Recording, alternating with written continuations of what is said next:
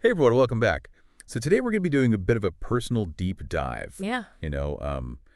We're exploring the impact of strong fragrances on asthma. Oh, wow.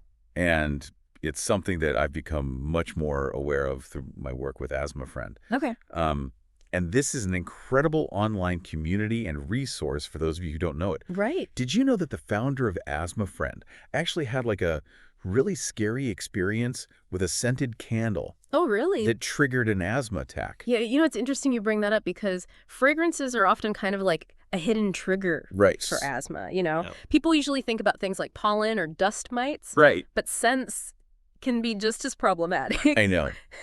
I was floored when I first heard the founder's story. Right? So picture this, okay? A family dinner, Hmm. right?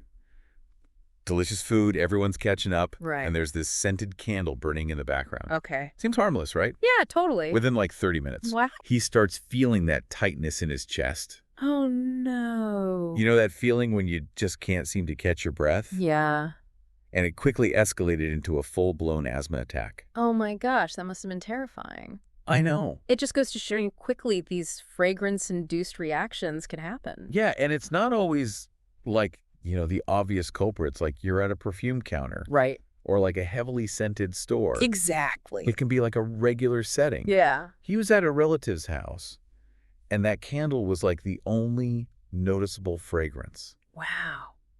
It really makes you think twice about all those hidden sources of fragrance we're exposed to every single day. It really does. And, when we talk about fragrances, Yeah. a lot of them, especially the ones that contain a lot of synthetic chemicals, Mm-hmm. they release these things called volatile organic compounds, Okay. or VOCs for short. VOCs. All right, so break it down for us. Okay. What are they? How do they affect people with asthma? So imagine VOCs as like these tiny little troublemakers floating around in the air.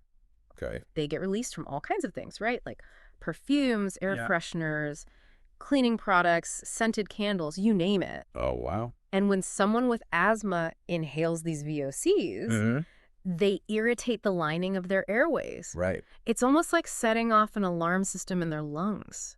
Interesting. It triggers inflammation and makes it difficult to breathe. So that explains the wheezing, the coughing, that feeling of not being able to get enough air. Exactly. It's like those VOCs are setting off a chain reaction in the body. Precisely. It's the body's way of trying to protect itself from these irritants in the air. Wow. And what's even more fascinating is that it's not just synthetic fragrances that can cause problems. Oh, really? Even so-called natural scents, Okay. like essential oils, Mm. can trigger reactions in some people. So it's not just about like natural versus artificial. It's really about Right. invisual sensitivity. Exactly. Wow. It's kind of like an allergy, What might be a pleasant smell for one person Totally. could be a major trigger for someone else. And the list of potential fragrance triggers that Asthma Friend has put together is extensive. It is. Perfumes, candles, air fresheners. We get it. Right. But they also mention things like laundry detergent, Oh, wow. cleaning supplies, Yeah. even personal care products. Yeah. It can feel kind of overwhelming. It really is. And it just highlights the importance of awareness, Yeah, not just for people with asthma, but for everyone. absolutely. We often don't realize the impact our choices have on those around us. That's a great point. Yeah, it really is surprising, when you think about how many scented products we use every day. I know, and it's not always easy to avoid these, like you said, infant fragrances, right? Right. I mean, how do we even begin to navigate like this fragrance minefield? Well, I think the first step is really understanding the language that's used, Okay. because you'll see a lot of products labeled as unscented, Yeah. but that can actually be a little bit misleading. Oh, this is interesting to me because I was today years old when I learned that there's a difference between unscented and fragrance-free. Exactly. Unscented might just mean that they've masked the fragrance with another chemical, Oh, which could still be an irritant. wow. So fragrance-free is really the gold standard. Okay. That means that there are no fragrances added, whether they're natural or synthetic. So we really got to be detectives out there looking at those labels. Yeah, you really do. Okay, but what about situations where you can't control the fragrance? Well, right. Like you're at work or you're in a public space. Mhm. Asthma Friend talks a lot about open communication as a key strategy here. Communication is key. Absolutely. Talking to your family, your friends, your colleagues about your fragrance sensitivity Right. would be really helpful. It might Yeah. feel awkward at first, Sure. But advocating for yourself and explaining how fragrances can impact your health Right. is so important. It's all about creating awareness and understanding so Yeah. people can be more mindful of And their yes, choices. right, and empowering individuals to kind of take control of their environment as much as possible. Right. So Asthma Friend actually recommends a few practical steps, like using air purifiers with HEPA filters All right. to remove those VOCs from the air. That makes sense. And sometimes the simplest solution is the best, just Yeah. getting some fresh air. Yeah. Sometimes you just need to step outside. Exactly. It's amazing how something as basic as that can make a difference. It really is. And of course, having your asthma medication with you at all times is non-negotiable. Absolutely.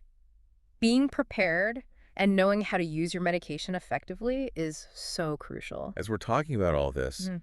you know, I can't help but think back to the founder of Asthma Friend Right. and what he experienced at that family dinner. Yeah, It really does highlight how vulnerable people with asthma can be it does. to these hidden fragrance triggers. His story is such a powerful reminder that even scents that seem harmless Right. it have a huge impact on someone's health and well-being. Yeah. And it really underscores the importance of creating spaces that are inclusive and accommodating for everyone. I love that. That's a beautiful thought. Yeah. A world where everyone can breathe easily and not worry about encountering a fragrance Right. that could trigger a reaction. Exactly. How do we get there, realistically? I think it starts with raising awareness like we're doing right now. Yeah. It's about having these conversations, sharing personal experiences, Mm-hmm. and advocating for change. Okay. Imagine workplaces, schools, and public spaces that have fragrance-free policies in place. No, that would be a game changer. It would. It's not just about policies, though, is it? No, it's about fostering a culture of empathy and understanding, Yeah. where we're really mindful of the impact our choices can have on others. And that's where a community like Asthma Friend comes in. Absolutely. They're not just providing information. They're creating a support system for people Right. with asthma, their families and friends. Yeah, they're helping people navigate the challenges, Yeah. share strategies, and feel less alone. Exactly. Knowledge is power. And Asthma Friend is equipping people with that knowledge. It's about empowerment, Yes. education, and fostering a sense of community. I love that. Okay, so we've talked a lot about the challenges, the potential solutions. Yeah. But what are some specific things our listeners can do, like right now, to make a difference? Well, they can start by becoming more aware of their own fragrance use. Mhm. You know, do they really need to spray that air freshener? Mm-hmm. Could they choose a fragrance-free laundry detergent? Right. It's about making those conscious choices. Okay, so starting with ourselves. Those are great starting points. Right. What about spreading awareness? Yeah. How can our listeners help others understand this impact? Well, sharing this episode with their friends and family would be amazing. Oh, yeah. Having those open conversations and explaining the challenges can really go a long way Yeah. in creating understanding. Right? They can also support organizations like Asthma Friend, spreading the word about their resources. Okay. And advocating for more inclusive environments. So it's like starting a ripple effect. Exactly. One conversation, one action at a time. I love that. One conversation, one action at a time. Yeah. And remember, even small changes Right. can make a big difference. They really can. Yeah, it's amazing to think that just by, having these conversations and being a little more aware, Right. we can actually create change. Absolutely. And, knowledge is the first step Yes. towards making those positive changes for ourselves and the people around us. I love that. Well, thank you so much for joining us today on this deep dive into the impact of fragrances on asthma. Of course. I hope that you found it informative Yeah, and maybe even a little bit eye-opening. definitely. And remember, even though we're wrapping up here, Right. the conversation doesn't have to end. It does You not know, connect with Asthma Friend, share what you've learned, Yeah. and let's all keep working together to create a world where everyone can breathe a little easier. Until next time, stay curious, stay informed, and keep diving deep.